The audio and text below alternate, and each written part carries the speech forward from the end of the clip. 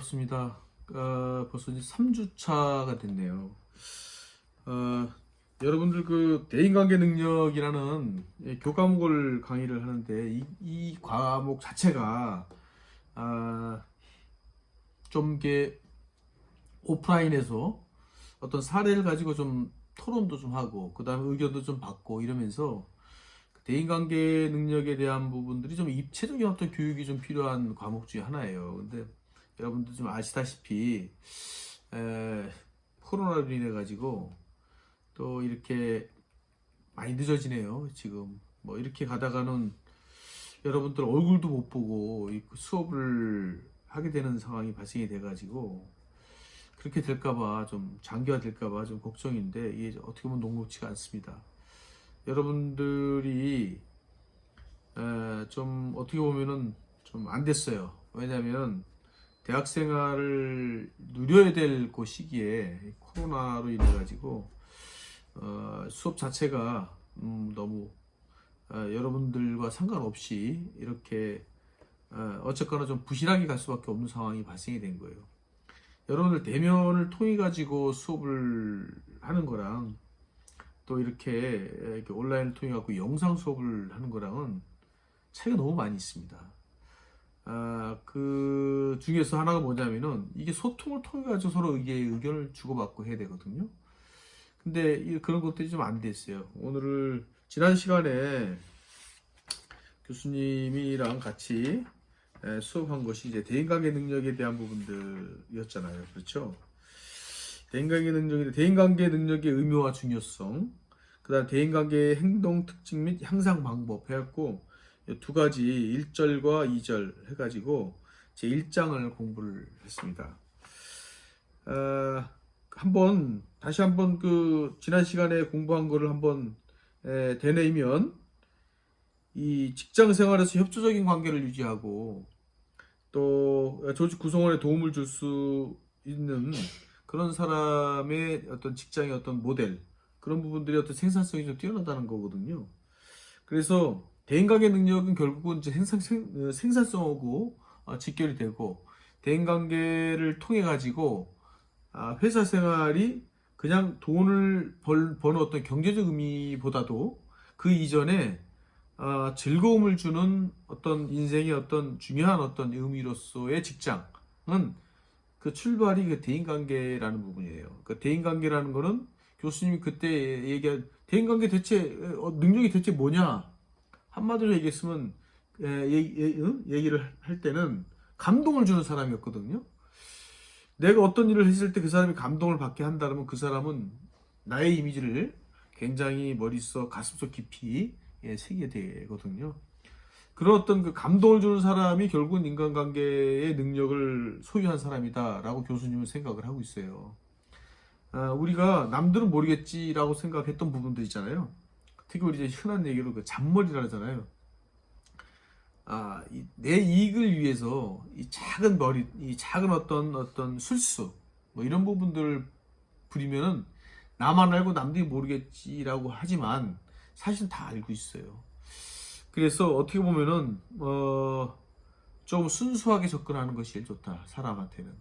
그래서 진정성과 순수, 이 두 가지가 결국은 인간관계를 깊게 그리고 튼튼하게 뿌리를 내리는 굉장히 중요한 덕목이라고 교수님 그렇게 생각을 하고 있어요. 교수님도 사업도 해보고 또 고등학교 교사도 해보고 또 신문 기자도 했었어요. 그러고 나서 이제 대학 교수 된 지가 이제 13년 됐는데, 교수님이 경민대학교 와가지고 학생들을 가르치면서 느낀 건 뭐냐면, 학생들이 다양한 경험을 할 필요가 있다. 그건 뭐냐면, 다양한 경험이라는 게 뭐냐면, 전 여행을 많이 추천을 하거든요.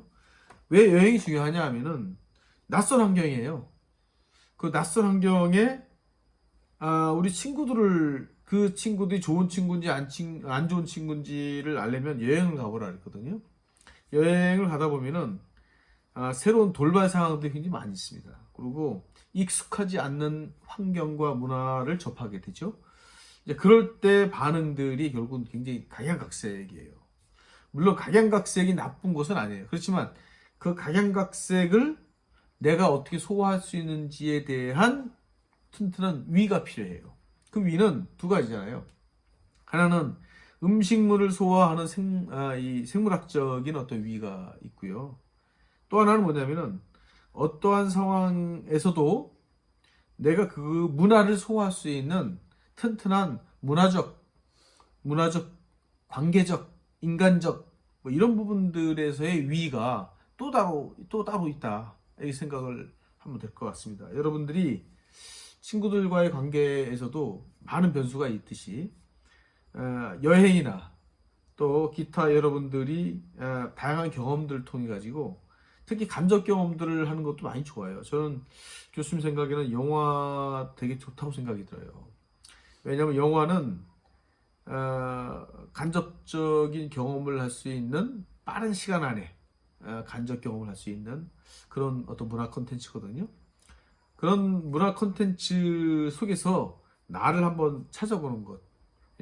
나였으면 그래서 여러분들이 평가를 하잖아요. 그 등장인물에 대해서 저 사람 굉장히 뭐 속된 말로 이거 좀 양아치다. 또는 뭐 저 사람은 정말 질이 떨어진다. 또는 어떤 사람은 굉장히 묵묵하면서 사람한테 정을 주는 사람이다. 여러분들은 과연 어떤 사람이 되길 원하세요? 여러분들은 왜 교육이 필요하죠? 교수님은 그렇게 생각이 들어요. 우리가 여기서 대인관계 능력이라고 하는데 대인이라는 거, 대인, 그러니까 사람을 상대한다는 거잖아요. 이 대자가 그 상대할 대자예요. 대결할 때도 대자, 그 대자죠. 그래서 사람을 상대한다고 한다는 것은 그 사람의 마음을 얻지 않고는 안 되는 일들이거든요. 특히 우리 IT 경영과 같은 경우는 사람을 상대하는 일들이 거의 모든 업무 중에서 거의 한 80% 이상을 차지한다고 봅니다. 왜냐면은 우리가 어떤 회사를 가게 되면 팀을 또 이루게 되잖아요. 그 팀을 이루는데 똑같은 사람들이 모인 5명의 팀, A팀, 또 다른 5명의 B팀, 또 다른 5명의 C팀이 있다고 하면 성과가 다 동일하지 않죠. 동일할 수가 없죠. 왜 동일하지 않을까요? 그거는 개인의 능력 이전에 팀워크이라는 게 있어요. 팀워크이 얼마큼 발휘하느냐에 따라서 틀리다는 거예요. 우리가 정말 좋은 사람들, 우리가 정말 뛰어난 사람들을 모아놓는다고 해가지고 팀이 이루어지지 않거든요. 팀은 일종의 조화입니다. 조화인데 교수님이 생각하는 오늘 배워야 될 게 뭐냐면 이제 1주차, 2주차 때 배웠던 어떤 대인관계 능력이란 무엇이냐, 그 다음에 이제 3주차 되면서 팀워크 능력의 제 1절과 2절을 배우게 돼 있어요. 그래서 교수님 이제 팀을 얘기하는 겁니다. 팀워크 능력에 대해서 오늘 좀 배울 건데, 1절은 팀워크의 의미와 중요성. 이제 교수님 여기 이제 노트북이 있어요. 노트북에 좀 요약을 좀 해왔어요. 그래서 팀워크의 의미와 중요성, 그 다음에 효과적인 팀의 특성과 발달, 그 두 가지를 오늘 여러분과 함께 공부를 좀 하겠습니다. 근데 아까 이 세 개 팀에서 왜 각기 다른 결과가 나오냐라고 하는 것은 팀워크의 차이거든요. 근데 팀은 결국 뭡니까?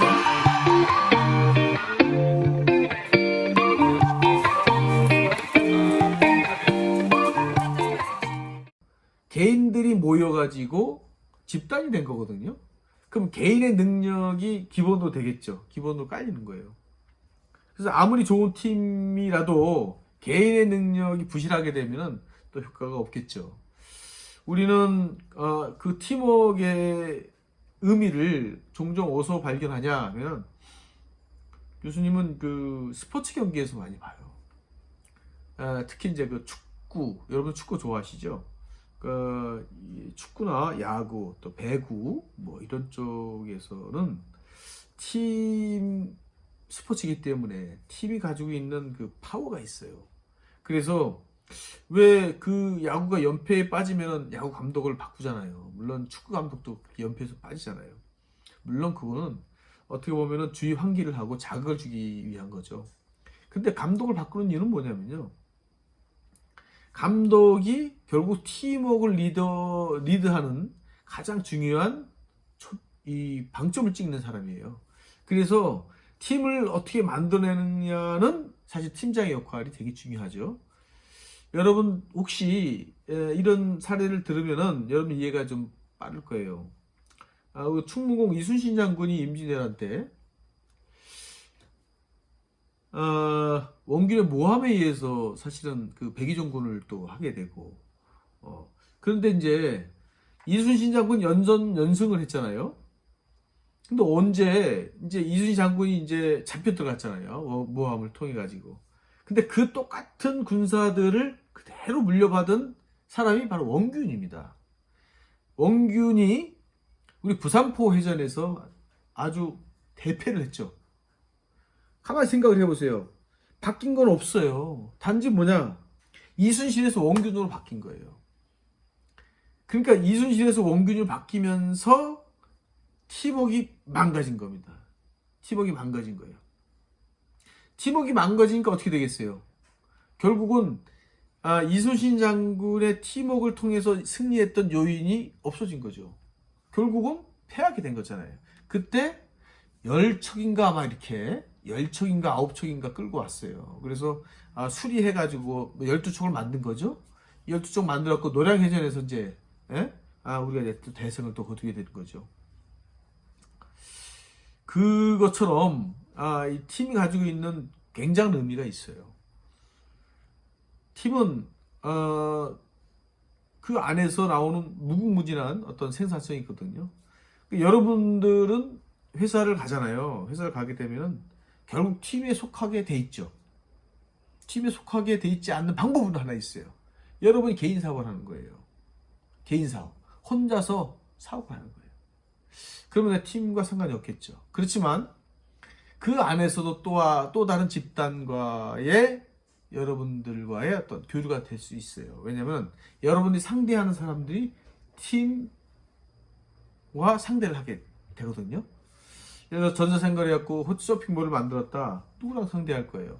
결국은 그 조직, 집단, 인과 상관을 하거든요. 그래서 이 팀에 대한 부분들과 조직, 뭐 이런 부분들에서 간략하게 교수님이 일단 교과서에 나온, 책에 나온 것들을 조금 여러분과 함께 좀 보겠습니다.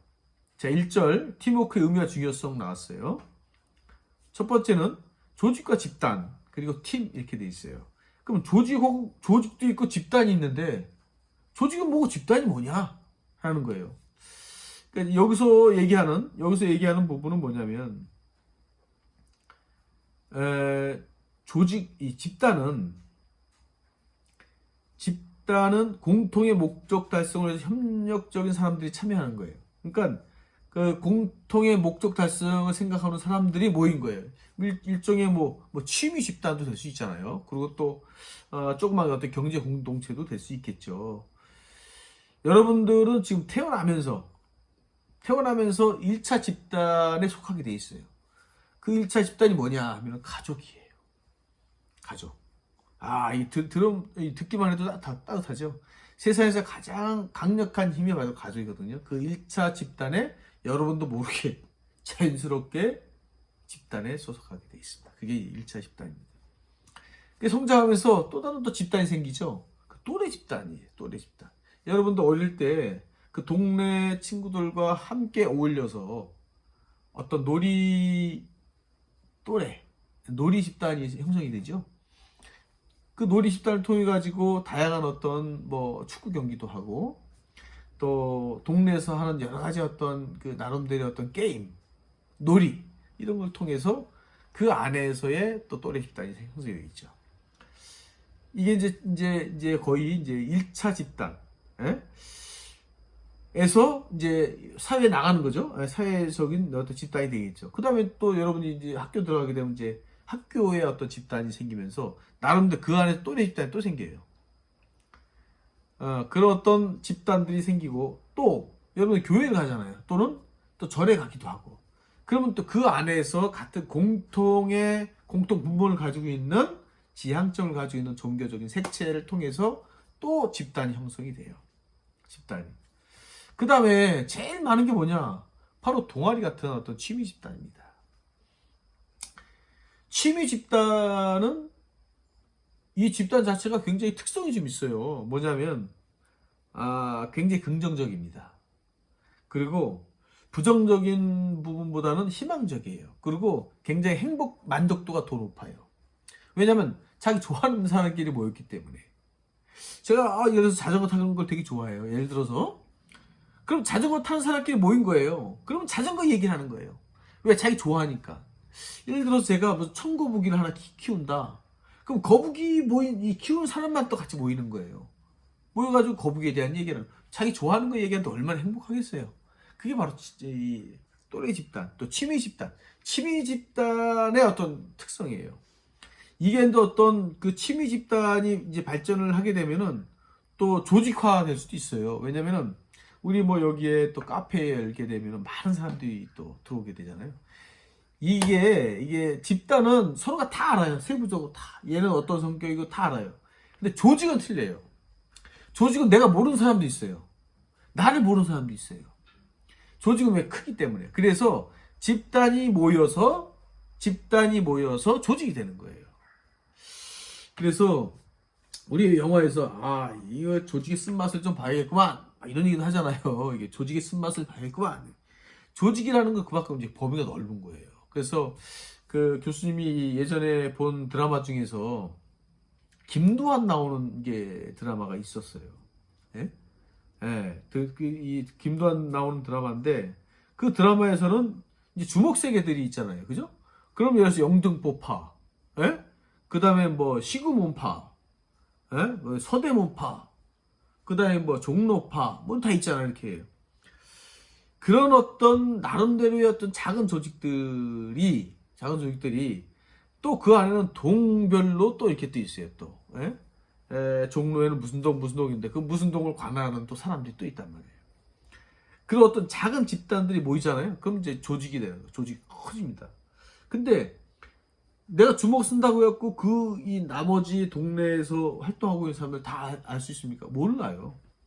그래서 집단끼리는 서로 잘 알 텐데 조직은 상대적으로 그런 어떤 상호작용이 적어요.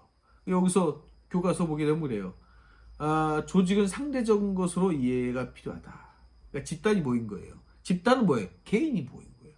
자, 첫째, 집단은 개인이 모인 것이고 조직은 집단이 모인 거예요. 이해가 되시겠죠? 그러면 규모가 어디가 더 크겠어요? 조직이 더 크다는 거예요. 조직은 규모가 크기 때문에 상호작용이 상대적으로 적어요. 상호작용이 뭐예요? 서로 교류하는 거예요. 내가 저기 있는 사람은 모르잖아요. 우리 큰 회사 가면요. 회계팀에 누군지도 몰라요. 발송팀에 누군지도 몰라요. 모를 수밖에. 인원이 너무 많으니까. 근데 집단은 그렇지 않아요. 집단은 세부적으로 다 알고 있어요. 왜? 규모가 작으니까. 42페이지를 잠깐 볼까요? 여러분 42페이지 잠깐 볼까요? 여기서 보면 42페이지 보면은 이렇게 나왔어요. 42페이지. 첫째, 팀은 집단보다 구성원 간의 정체성이 강하다. 정체성이 강하죠. 강하잖아요. 왜? 좋아하는 사람끼리 모였으니까 정체성이 강하죠. 예? 내가 우표 수집가다. 우표 수집하는 사람끼리 모였다. 그러면 우표 수집에 대한 정체성이 공통 분모가 되는 거예요. 그래서 그런 공통 분모가 크면 클수록, 넓으면 넓을수록 이 사람들의 유대관계나 무지하게 끈끈하게 되죠. 둘째 뭐냐? 팀원은 공동 목적이나 과업을 지니고 있어요. 그렇죠? 팀원은. 집단 구성원은 팀의 구성원만큼 높은 목적을 지니고 있지 않다. 왜냐면은 즐기는 거기 때문에. 예를 들어서 우표 수집하는 내가 이 우표를 수집을 해가지고 이걸 나중에 팔아가지고 우표 박물관을 만들고 또 우표를 통해 가지고 또 나름대로의 어떤 문화사업을 하고 이런 게 아니잖아요. 그냥 우표 수집하기 좋은 거예요. 우표. 그래서 이 희귀한 우표를 모으는데 거기에 대한 만족도가 있는 거예요. 그래서 높은 목적을 지니고 있지 않다는 거죠. 이 집단은. 예? 집단은 그렇지 않아요. 그래서 단지 뭐냐? 팀은 뭐냐? 팀은 이 목적이 단계별로 딱 있어요. 단계별로. 팀이. 왜냐면 팀이 있다는 건 뭐냐면 그 위에 상위 조직이 또 있는 거거든요. 상위 조직이 오더를 내려요. 오늘 목표는 뭐냐? 오늘 이번 달 목표는 10억 매출이다. 그럼 10억 매출을 어떻게 할 건지 팀원끼리 회의할 거 아니에요.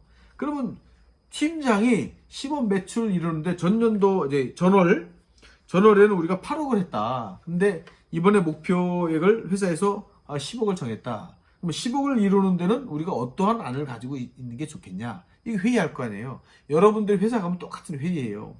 그러면 10억을 이루는데 가장 큰 문제점이 뭐냐? 그럼 서로 얘기할 거 아니에요. 얘기할 거예요. 왜? 우리 목적을 위해서 만난 사람들이에요. 팀은요, 목적을 위해서 만났기 때문에 목적이 사라지게 되면 팀도 없어지게 돼요.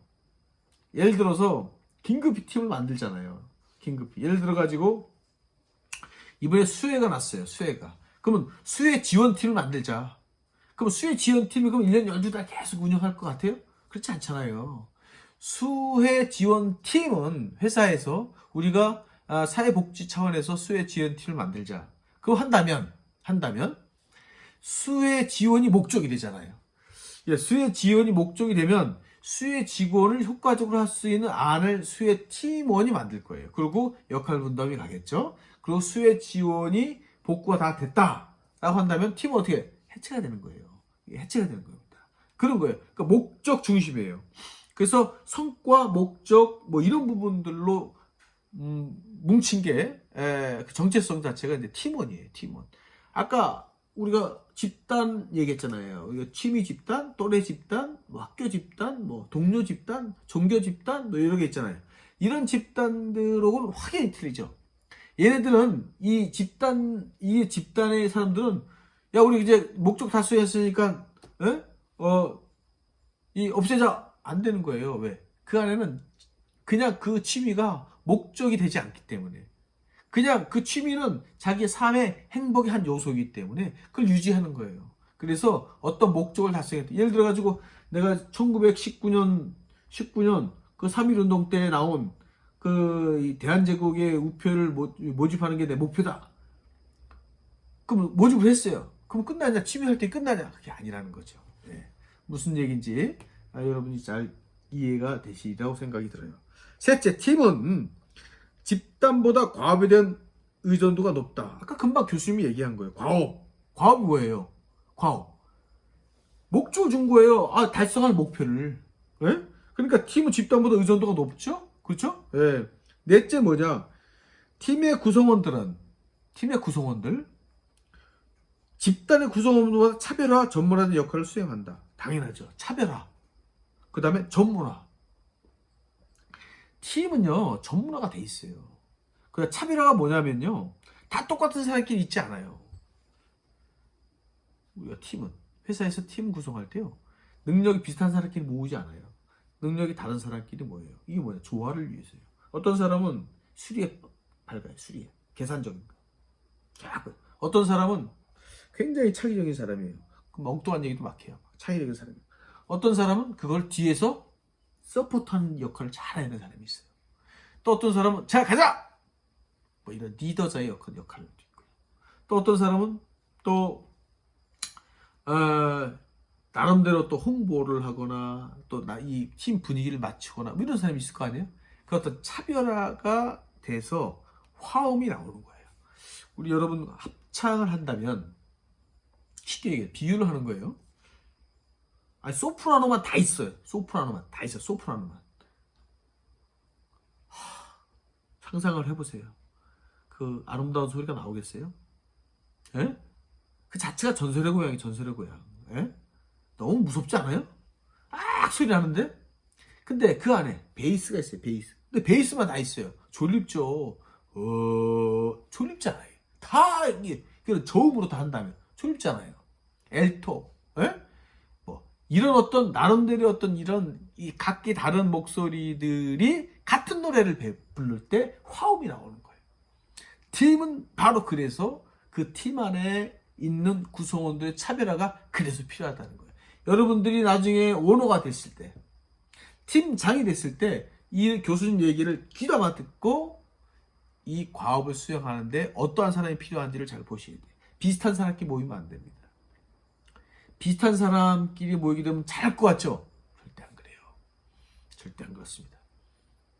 달라야 돼요. 부부가 똑같은 사람끼리 모였다. 잘 살 것 같아요?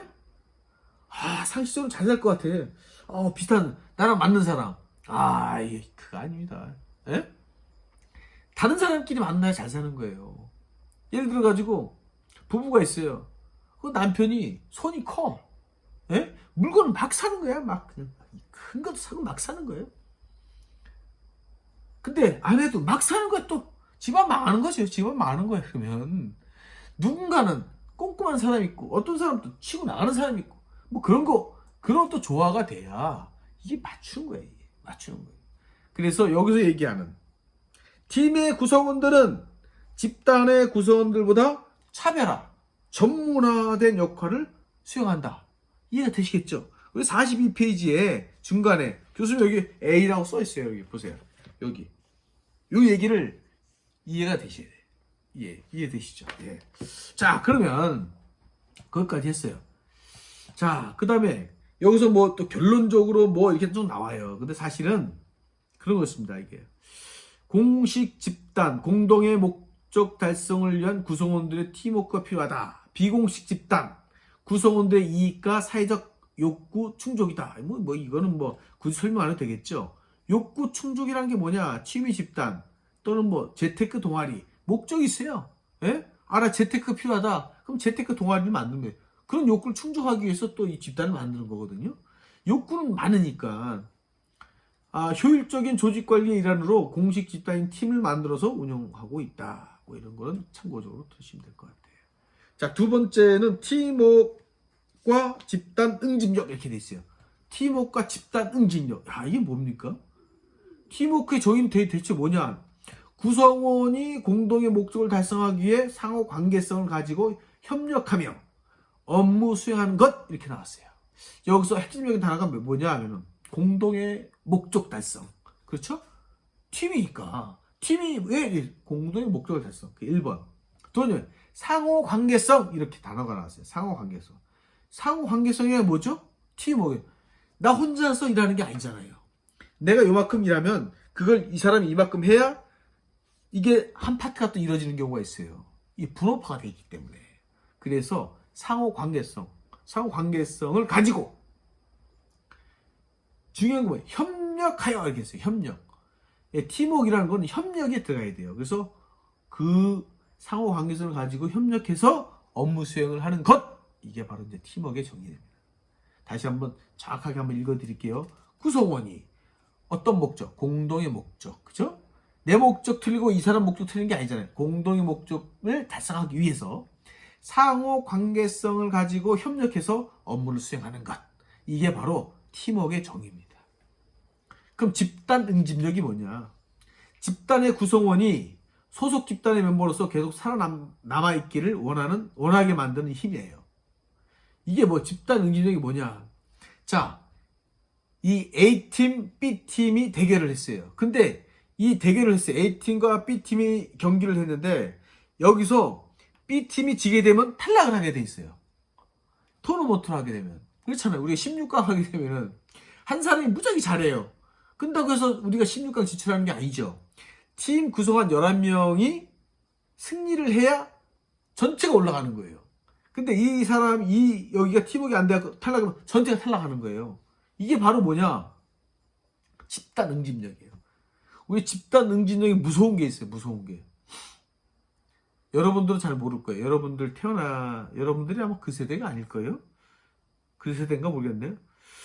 그 2002년 한일 월드컵. 아마 여러분들이 방송에서 많이 봤을 거예요. 과연 우리 축구팀이 과연 4강 실력이냐? 냉정하게 보면 동의하십니까? 근데 우리는 4강을 이뤄냈어요. 왜 이뤄냈을까요? 그 안에는 바로 무지무지한 집단 응집력의 에너지가 있었던 거예요. 모든 국민이 빨간색 티셔츠를 입고 시청 광장에 모이고, 예? 대전 광장에 모이고, 예? 부산역 광장에 모이고, 전국에서 전부 다 그 에너지를 모은 거예요. 그 국민들의 그 여러 같은 응원을 본, 예? 우리 축구 대표팀 선수들은 자기도 모르게 집단 응집력이 생기는 겁니다. 엄청난 힘이 생기는 거예요. 그래서 집단 응집력이 되게 무서운 겁니다. 탈락한다. 그럼 절박함. 그럼 팀이 똘똘 뭉치게 돼 있어요. 사적인 거 버리게 돼 있어요. 오로지 팀만 생각을 하겠어요. 오로지 팀만 생각하고 내 개인적인 생각을 버릴 때 바로 팀워크가 그 안에는 집단 응집력이 생기는 겁니다.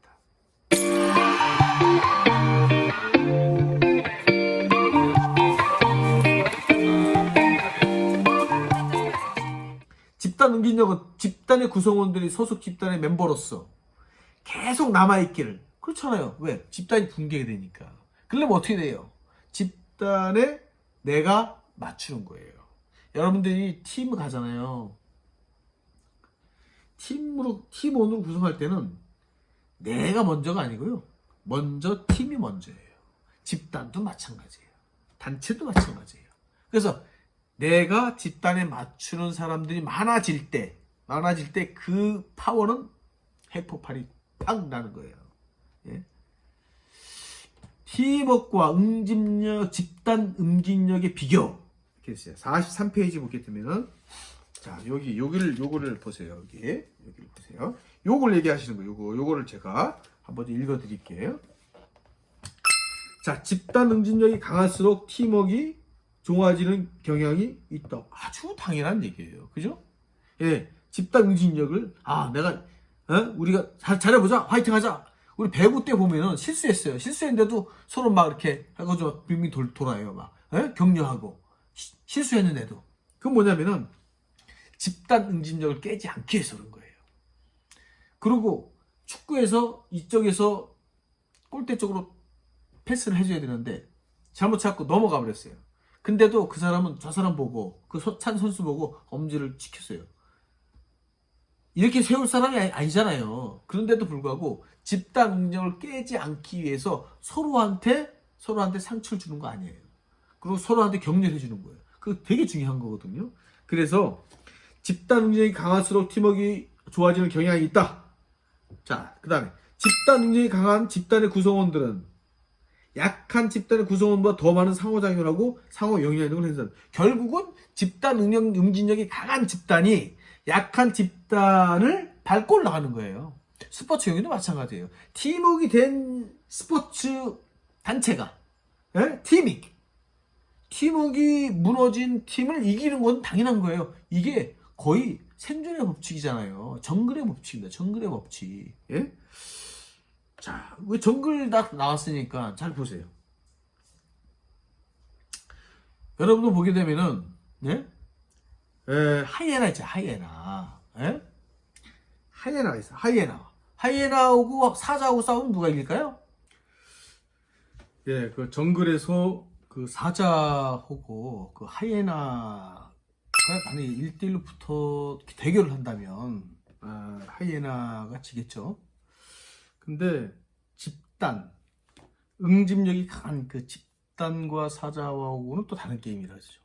그래서 개인의 역량이 상대적으로 약하다면 약한 사람은 항상 패자일 것 같지만 이 집단을 통해서 나오는 응집력이라는 걸 새롭게 만들어낸다면 그 팀워크에서 나오는 파워 가지고 우리가 생각하지 못하는 큰 결과를 만들어낼 수 있다는 거예요. 교수님 생각에는 그래요. 아까 그 차별화에 대한 부분도 있어요. 구성원들의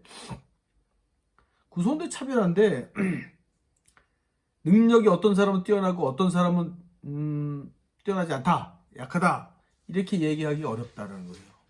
왜냐? 사람은 누구나요 장점을 다 가지고 있습니다. 그 장점이 다양성으로 돼 있어요. 다양하다. 그래서 내가 조직에 필요한 거를 내가 스스로 알아요. 그렇기 때문에 조직에서 필요한 내 능력을 어떻게 펼치느냐에 따라서 그 조직이 얼마큼 응집력을 발휘할 수 있는가라는 부분들을 좀 얘기하고 싶은 거예요. 집단 응집력이 강하고 생산성에 대한 규범, 즉 집단 목적과 조직 목적이 일치도가 높은 경우는 생산성이 증대가 돼요. 일치도가 낮은 경우는 오히려 낮아지죠. 결론이 뭐냐? 여기서 결론을 얘기를 했어요. 팀워크를 강화시키기 위해서는 집단 능력을 증대시키는 것도 중요하지만 구성원들에게 공동의 목적과 목표를 제시하는 것이 되게 중요해요. 이 리더는요, 또 팀장은요, 목표 제시가 제일 중요합니다. 그래서 그 목표가 그냥 막연하게 우리 저기까지 가자 이게 아니라요. 목표는 일 잘하는 사람들은 목표는 올해 목표는 뭐다. 올해 목표는 그러면 상반기 목표는 어디까지다. 그리고 분기별 목표는 어디까지다. 월 목표는 어디까지다. 주간 목표는 어디까지다. 그 다음에 하루 목표는 어디까지다. 목표를 세고 나서 계속 잘라나가는 겁니다. 그래서 목표를 달성하게끔 같이 공동으로 노력하는 거예요. 그러면 어느새 1년 있는 그 큰 목표를 도달하게 되는 겁니다. 그래서 목표를 잘 세워야 돼요. 우리가 제일 안타까운 건 뭐냐면은 목표가 없이 공부하거나 목표 없는 삶이거나 안타깝죠. 여러분도 그런 사람이 한 사람도 없이라고 교수님 생각을 하고 있어요. 나 왜 살까? 난 왜 공부할까? 왜라는 물음을 자신한테 던지고 내가 그 답을 찾으려고 노력을 하는 것이 어떻게 보면은 철학의 가장 기초입니다. 철학은요, 왜라는 단어부터 시작을 해요. 왜? 왜? 내가 왜 회사를 들어가지? 내가 왜 이 전공을 선택했지? 그 대답을 자신이 해줘야 돼요. 그러려면 사색을 해야 되고, 또 나름대로 목표를 잡아야 돼요. 그 목표를 깃발도 없이 막 뛰어다니면은, 깃발 없이 막 뛰어다녀요. 어디가 목적지인지도 모르고 갈 수 있다는 거예요. 여러분이 인생에서 이 깃발 뽑는 게 되게 중요해요. 여러분이 회사 들어가서도 팀원의 일원이 된다면 1년의 깃발, 1년 목표의 깃발, 반년, 상반기, 하반기, 반기별로 목표, 예? 분기별로 목표, 다 목표에 깃발을 계속 꽂아줘야 돼요. 그래서 그 목표를 향해서 계속 가야 돼요. 그래야 여러분이 경쟁력이 생깁니다. 깃발 없는 달리기는요, 잘못하면은 혼란이 오고요. 혼선이 가서 목표 지점을 잃어버릴 수가 있어요. 팀워크와 여기 보면 43페이지 잠깐 볼까요? 여기에 43페이지. 요 표가 교수님 이렇게 표시를 쭉 해놨는데 아주 중요한 말들을 해놨어요. 팀워크와 집단 응징의 강화와 약화 요인을 해놨어요. 네, 강화 요인이 뭐냐? 강화. 팀워크를 강화하는 요인이 대체 뭐냐? 근데 여기서 교수님 보면은 물론 뭐 팀원과 공동의 목적과 목표의식 뭐 다 일상적인 얘기예요. 근데 교수님이 여기서 여러분들한테 해주고 싶은 건 뭐냐면 팀워크가 이 팀워크에서 그 집단 능력 가장 강하게 하는 건 뭐냐면요. 상호 신뢰하고 존중이에요. 상호 신뢰와 존중. 그거보다 더 좋은 게 있어요. 나를 믿어줘요. 내 의견을 경청을 해요. 나를 무시하지 않고 내가 잘하는 거에 칭찬을 해줘요. 그러면 자기가 갖고 있는 능력의 110%, 120%를 발휘하게 돼요. 이게 기본으로 깔리지 않는 조직은요, 위험합니다.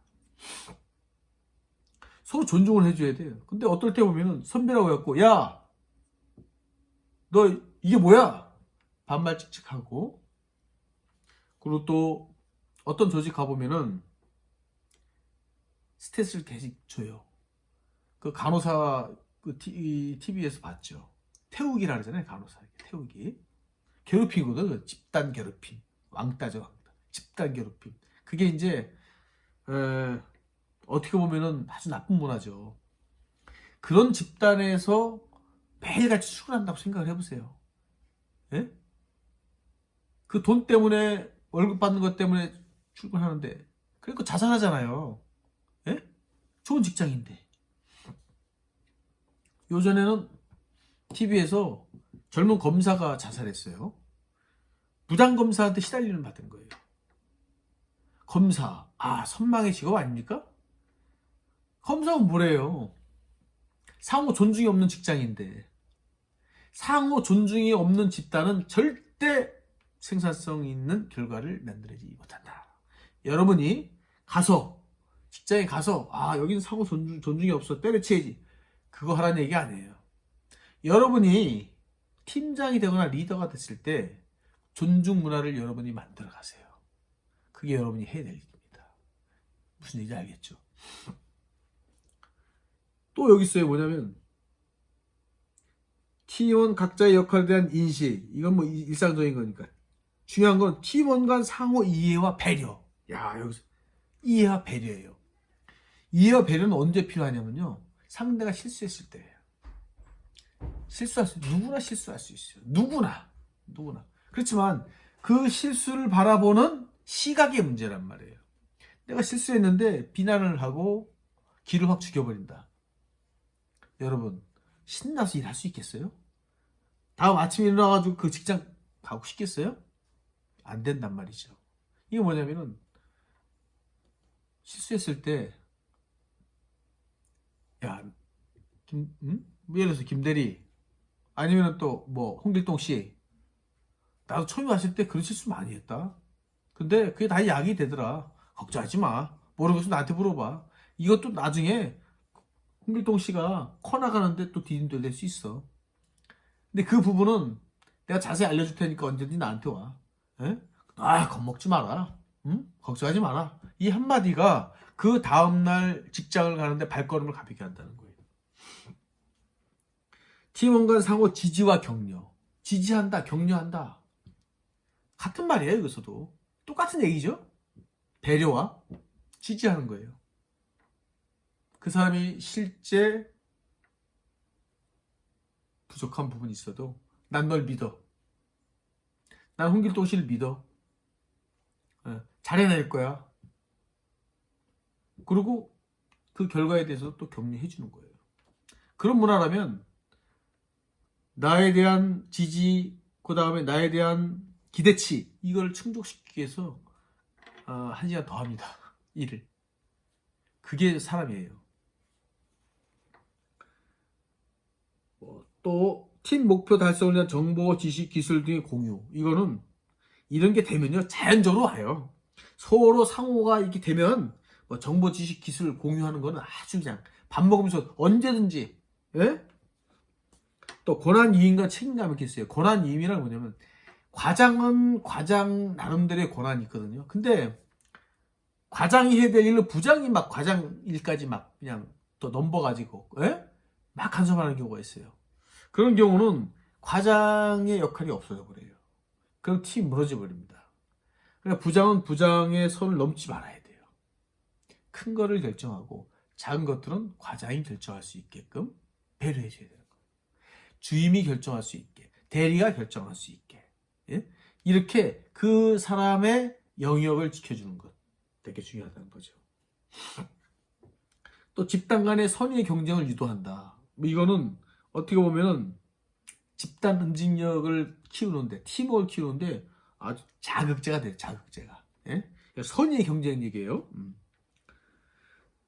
신속한 그다음 개인의 창의성 존중이 있어요. 개인의 창의성.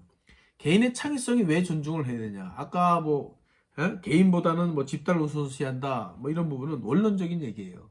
그렇지만 그 집단이나 그 팀이 발전하기에는요, 창의적인 발상을 내도록 변화를 주는 것도 되게 중요해요. 우리 회의 때는요,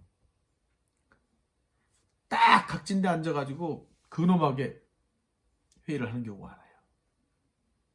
그리고 제일 많이 떠들어요. 맨 그 가운데 앉아있는 오너가 제일 많이 떠들어요. 팀장이 제일 많이 떠들어요. 그런 조직에서 창의력은 없습니다. 안 나옵니다. 리더는요, 귀가 열려야 돼요. 많이 들어야 됩니다. 듣고 가슴으로 이해를 해줘야 돼요. 그게 리더예요. 근데 입으로만 계속 떠들어요. 딴 사람들은요, 말할 기회조차도 안 주는 경우가 있어요. 권위적인 집단입니다. 이런 집단 위험합니다. 창의성이 존중된다. 예를 들어서 뭐 아이디어가 전혀 뭐 엉뚱해. 근데 그때 면박을 줘버리면요, 다음부터 그 사람 머릿속에는 입을 닫아버리라는 명령을 내리게 되겠죠. 입을 닫는 순간 창의적 발상은 죽는 거예요. 브레인스토밍법이라고 있어요.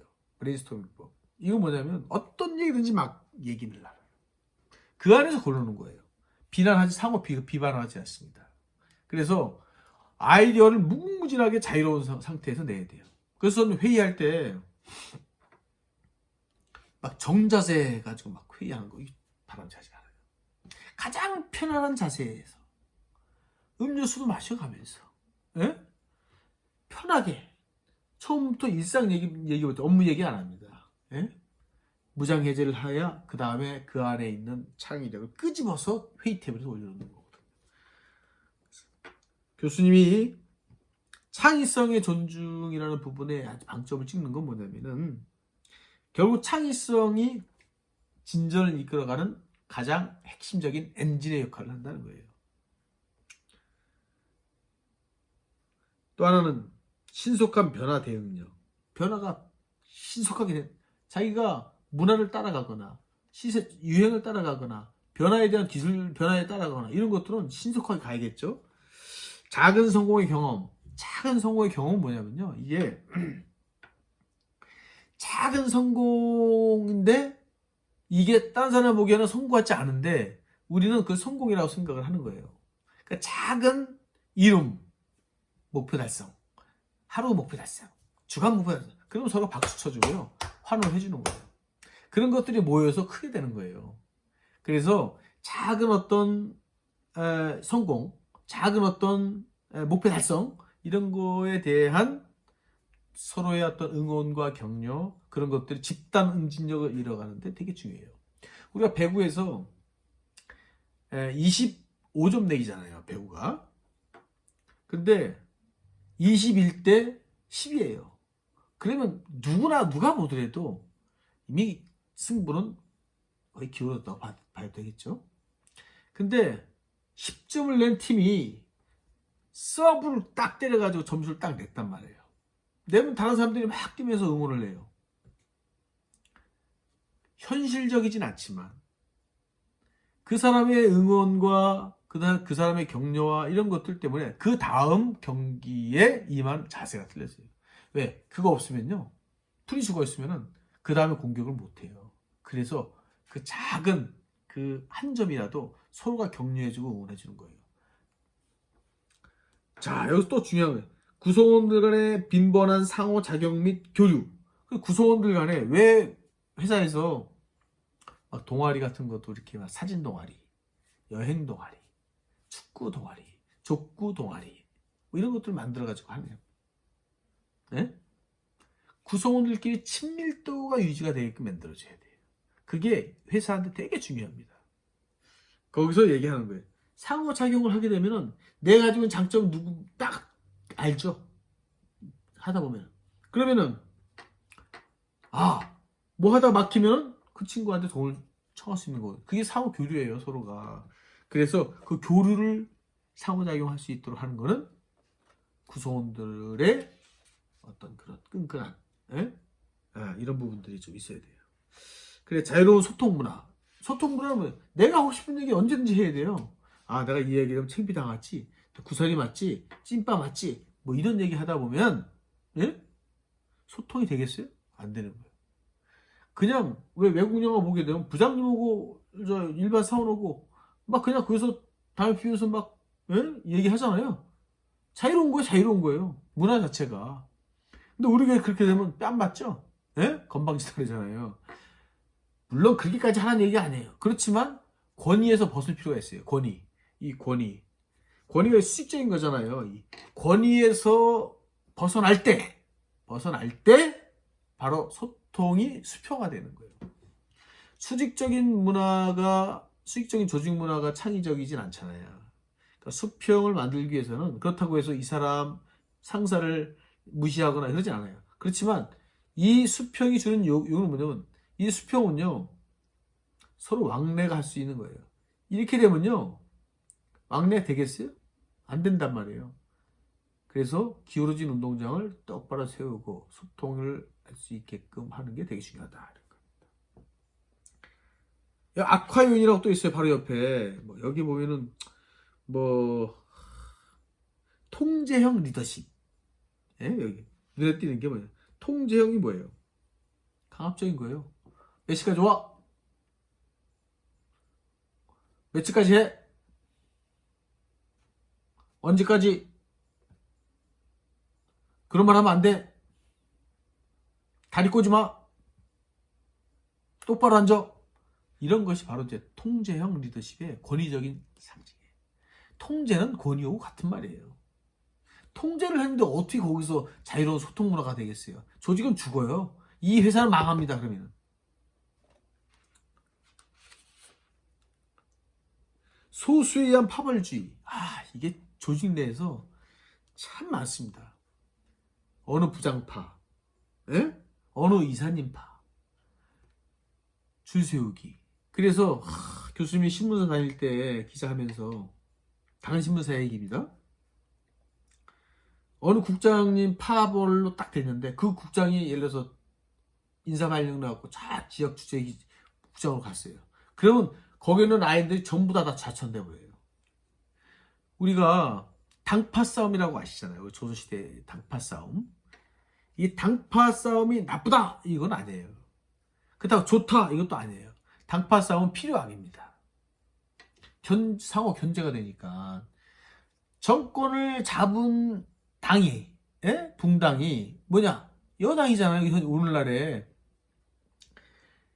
훈구파가 조선시대 훈구파가 정권을 잡았어요. 예? 그러면 밑에 신진사대부들은 또 살인파 있다. 쳐봐요. 또는 예? 다양한 파벌이 있어요. 다양한 파벌이 있는데 그 파벌에서 줄 세우기를 하게 되면 파벌에 섞여 있는 사람들이 통째로 그냥 죽는 거예요. 통째로 죽는 거예요. 그래서 옛날에 그 사화라는 게 있잖아요. 예? 예, 무슨 사화 막, 예? 뭐 을묘사화 뭐 이런 거 다 있잖아요. 그 사화가 사실은 그 붕당들, 다시 말해서 그 정파들의 싸움에서 그냥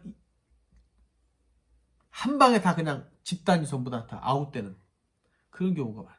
근데 집단이 아웃되는 거 플러스 가족도 다 아웃되어 버려요. 가족이 멀쩡한 정경 부인이, 예? 관아에 관노로 가요.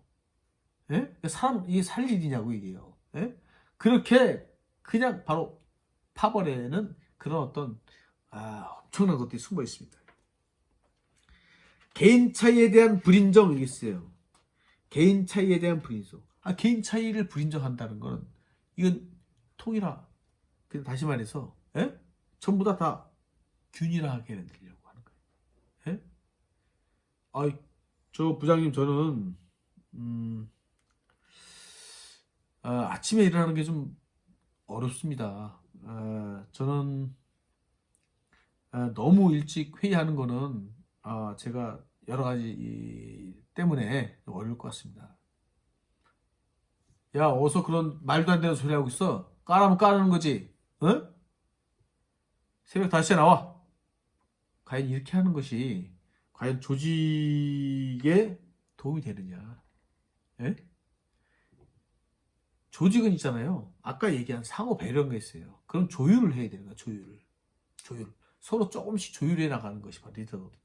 근데 억압적이고 통제적이고 강압적이고 수직적인 그런 조직 문화에서 여러분이 직장 생활 안 했으면 좋겠어요. 진심으로. 44페이지 보면은 사례 연구가 있어요. 한번 읽어보세요. 근데 여기서 오게 되면은 몇 가지가 있어요. 몇 가지. 뭐냐면은 사례 연구가 있는데 교수님이 한 6개로 정리를 했어요. 사례 연구가 이제 44페이지하고 45페이지 이렇게 여기 있어요. 길이 많죠? 동료나 상사가 일이 많아서 퇴근할 엄두가 안 나는 상황. 그럴 수 있잖아요. 일이 많아가지고. 회사에서 돈 버는데 어떡할 거야.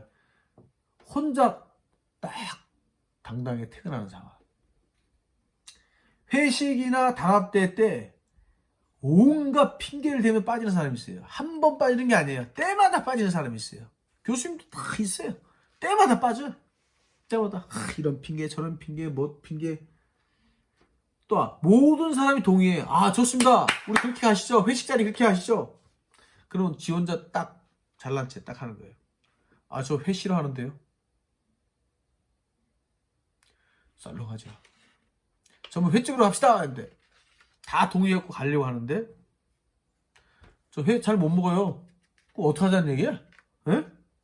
이런 사람들이 되게 어떻게 보면은 조직의 어떤 이 단합을 깨는 경우가 많이 있어요. 동료와 대화에서 남의 험담을 추구하는 사람 위험합니다. 에? 대화를 중에 그 사람의 장점 말고 나쁜 점만 얘기하는 사람이 있어요. 그러면 어느새 그 사람이 내 얘기도 다른 사람한테 험담해요. 어디 못 갑니다, 버릇은. 예? 근데 그 사람을 칭찬하는 사람은요, 어디가 내 칭찬을 해요. 험담하는 사람을 조심하셔야 돼요. 없는 자리에서. 왜? 내 얘기도 그 사람의 입을 통해서 험담으로 다른 사람한테 얘기할 가능성이 100%입니다. 조심해야 돼요. 나는 그렇게 하지 말아야겠구나. 없는 사람은 어떻게 해요? 그 자리에 없는 사람은 칭찬을 해야 돼요. 좋은 점을 얘기해야 돼요. 정말 비판하고 싶다 그러면 얼굴 보고 얘기하세요. 예?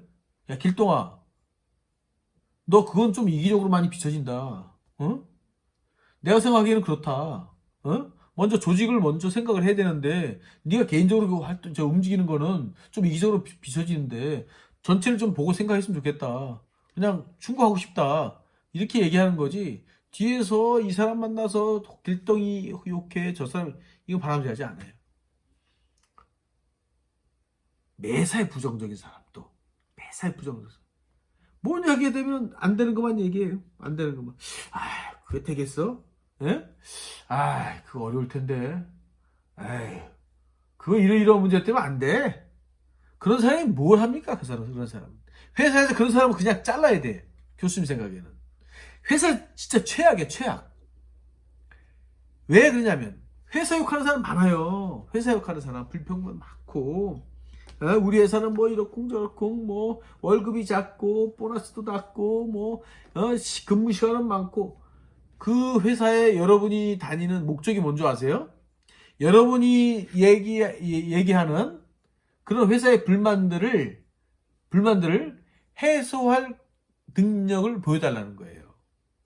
여러분도 열심히 해가지고 매출을 높이면 월급이 올라가잖아요. 그렇잖아요. 예? 그리고 휴게실 좀 멋지게 좀 해달라. 그럼 매출을 많이 올리면 돼요. 예? 불만을 얘기해갖고 해결 안 된다는 거예요.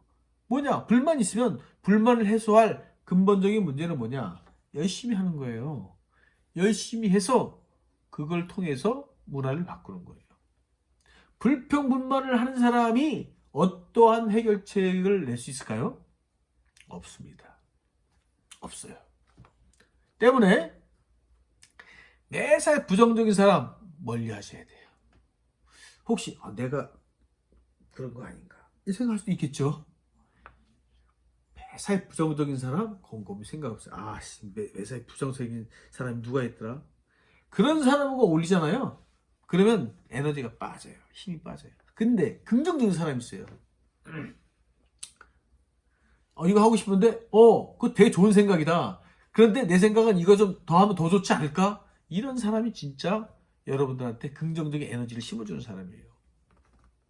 긍정적이고 진취적인 사람들이 주변에 있어야 여러분이 인생이 빛나는 겁니다.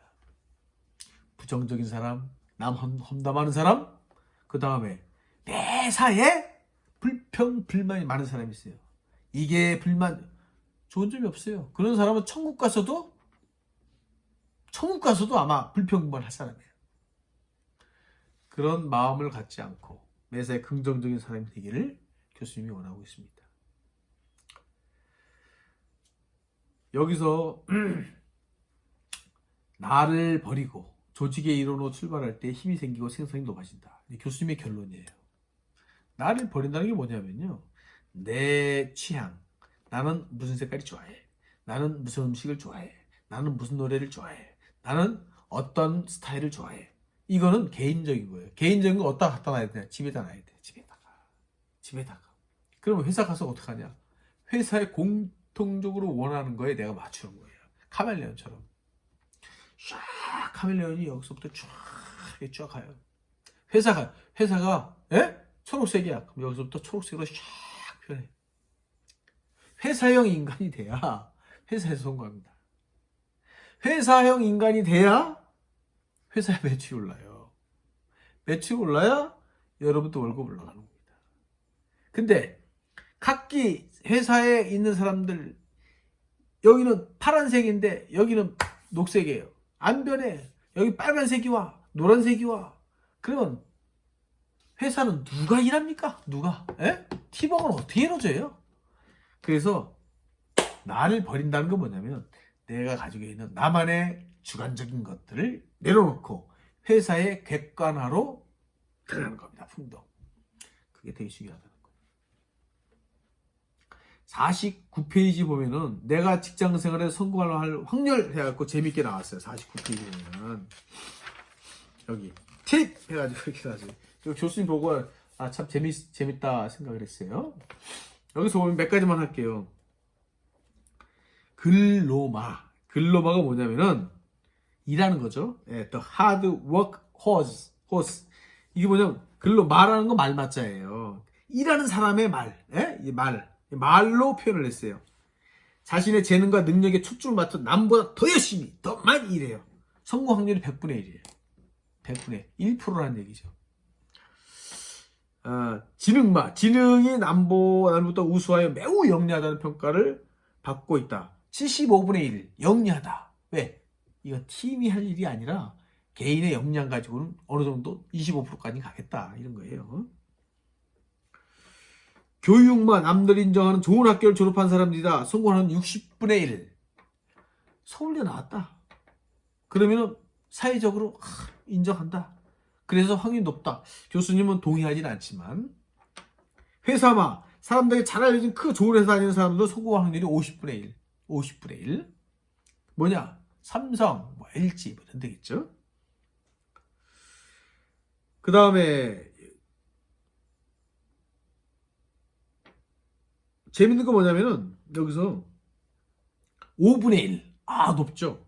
제품마라 그래. 제품마. 뭐냐면 출시한 제품을 성공시킨 사람들. 출시한 제품이 성공했어요. 예? 그럼 5분의 1로 확 줄죠. 아이디어마가 또 있어요. 아이디어마. 이건 4분의 1이에요. 기발한 아이디어로 정상에 오르는 사람들이 바로 아이디어마입니다. 이게 성공할 확률. 그러니까 아이디어가 얼마나 중요한지 아시죠? 아이디어 하나가 기업을 살립니다. 타인마가 있어요. 말맞아봐기. 참 이건 의외예요. 3분의 1이거든요. 성공 확률이. 그 33%죠. 타인의 협력으로만 성공하는 사람들이야. 그게 무슨 뜻인지 아세요? 타인의 협력으로. 인간관계 잘했다는 뜻이에요. 내가 잘해서가 아니라 단순히 날 도와줘. 왜? 날 도와줘. 이런 사람은 성공 확률이 있다는 거예요. 여기서 얘기하는 게 성공 확률이 30%예요. 엄청난 거죠? 예? 나는 능력이 떨어져도 다른 사람이 나를 도와주게끔 내가 인간관계를 맺어야 되는 거예요. 그게 여기서 얘기하는 되게 핵심적인 부분이에요. 재밌는 일이죠. 49페이지 한번 꼼꼼히 읽어보세요. 자, 2절을 볼까요? 2절. 이제 2절. 2절은 좀 짧아요. 짧은데, 이제 효과적인 팀의 구성, 특성과 발달, 이렇게 돼 있어요. 예? 그래서 표 2-가 있어요. 표 2-. 요거는 한번, 여러분들 한번 읽어보세요. 예? 읽어보세요. 뭐, 크게 정한 건 아니고요. 읽어보시고. 그 다음에 효과적인 팀의 발달 단계에서 뭐, 형성기, 격동기, 규범 확립기, 성취기, 휴식기, 뭐, 이렇게 5개가 있어요. 5개가 있는데, 이게 이제, 터크만이라고, 이 사람이 이렇게 집단과 팀의 어떤 진화 과정에 대한 5단계를 했어요. 그냥 한번 읽어보시면, 제가 보기에는 뭐, 중요한 것 같지는 않아요. 형성기는 핵심적으로 보면은 어떤 유형의 행동이 허용되는지 결정하기 위해서 살피는 거야. 일종의 감 보는 거예요, 감. 예? 예, 딱 보는 거예요. 그러니까 집단과 팀에서 간 보는 거예요. 처음에 간 보는 거예요. 어떤 사람이 어떤 사람은 어떤 특성이 있구나 이런 거를. 격동기냐 뭐야? 그 안에는 이제 어떤 문제가 딱 갈등이 생겨버려요. 의견이 딱 의견 대립. 저런 사람이 저런 사람이 저렇게 돼 있구나. 그러면 그 안에 그 갈등을 조율하는 리더 계층이 딱 생겨버려요. 저 사람이 조율을 하는구나. 어떤 사람은 트집만 잡는구나. 아이디어가 뛰어난 사람. 이게 격동기에 집단의 갈등이 부딪히면서 나오는 이제 정체성이 드러나는 쫙 까발려지는 거죠. 이렇게 규범 확립기가 있어요. 이때는 그게 딱 되면 교통정리가 되죠. 그러면 그 안에는 우리가 뭐는 어떻게 하자, 회칙을 정하자, 뭐는 어떻게 하자, 원칙은 정하자, 식사는 언제 하자, 회의는 언제 하자, 이런 것들 있잖아요. 이런 것들 정해지면서 이제 안정감이 있어요. 그렇게 되면 어떻게 되냐? 이제 규칙이 생기니까 얼마나 이제 그 안에는 나름대로 공통의 이 안에 공동 분모 안에 다 들어간 거예요. 조직원들이. 예? 그래서 친밀감이 형성이 돼요. 그 다음부터는. 예? 그러니까 응집력이 생기고 서로 알고 이해하면서 규범 수의 음력과 동시에 그냥 동지애가 그냥 발견. 동지애가. 예? 성취기가 있어요. 성취기가. 구조가 기능적이고 구성원들에게 적절한 것을 인식, 과업성의 최적이에요. 성취가 뭐냐면 이제는 규범 확립기를 통해서 이제 목표를 향해서 쫙 달려가는 거예요. 그게 이제 바로 이제 성취기입니다. 그래서 이게 어떻게 보면은 최적의 시너지 효과를 내는 결과를 만들어내는 단계가 이제 성취기라 해요. 여기서는 터커만은 그렇게 분석을 했어요. 마지막에 휴식기. 이제 과업 수행 후 이제 해산을 하는 거예요. 해산. 그리고 팀은요, 만들었다가 해체해야 되고 그래요. 그래서 팀을 딱 만들었을 때는 각 부서에서 한 명씩 와가지고 팀을 딱 되게 되면 이 사람이 어떤 성향인지 저 사람이 어떤 성향인지 간보기. 그 안에 회의를 통해서 막 치열한 논쟁을 하면서 그래서 그게 격동기. 예? 격동기. 그러면서 교통정이 되면서 그 안에 리더 그룹과 생기고 그거 끝나고 난 다음에는 규범 확립기가 규범 만들어주고 그 안에는 서로가 이제 질서가 잡히면서 이제 성과를 발생할 수 있는 응집력을 또 동지애가 그때는 막 회식도 하고 서로 어깨동무도 하고 이러는 거예요. 그 힘으로 성취를 다 한다는 거예요. 그 성취를 했어요. 그 다음에 어떻게 했어요? 그 다음에는 과업 수행이 끝났으면 이제 해산이 되겠죠. 이게 여기까지가 우리가 이제 오늘 배워야 될 내용입니다. 내용. 53페이지에 그 사례 연구 있어요. 리멤버 타이탄. 예, 리멤버 타이탄. 2001년에 개봉한 작품이래요. 예? 그래서 요 리멤버 타이탄이 여기서 주는 메시지가 뭐냐면 이게 흑인과 백인이 섞인 거예요. 예?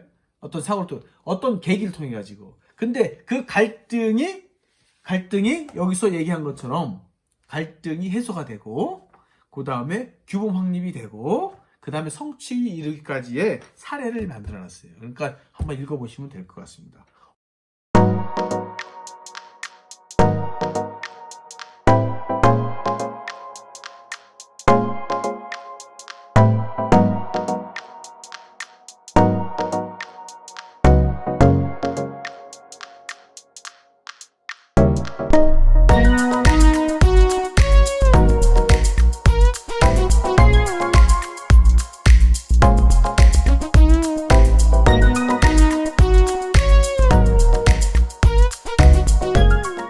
오늘 여러분과 함께 배운 팀워크 관련해서 1절 팀워크의 의미와 중요성, 2절 효과적인 팀의 특성과 발달, 이렇게 두 가지를 했어요.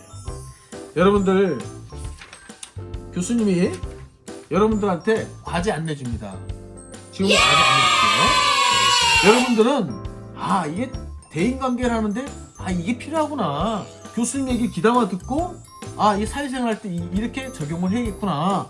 이 정도 인식만 하면 그보다 더 좋은 교육이 어디 있어요. 그러니까 교수님이 오늘 배운 거 여러분들 잊지 말고 귀담아 듣고 이렇게 했으면 좋겠어요.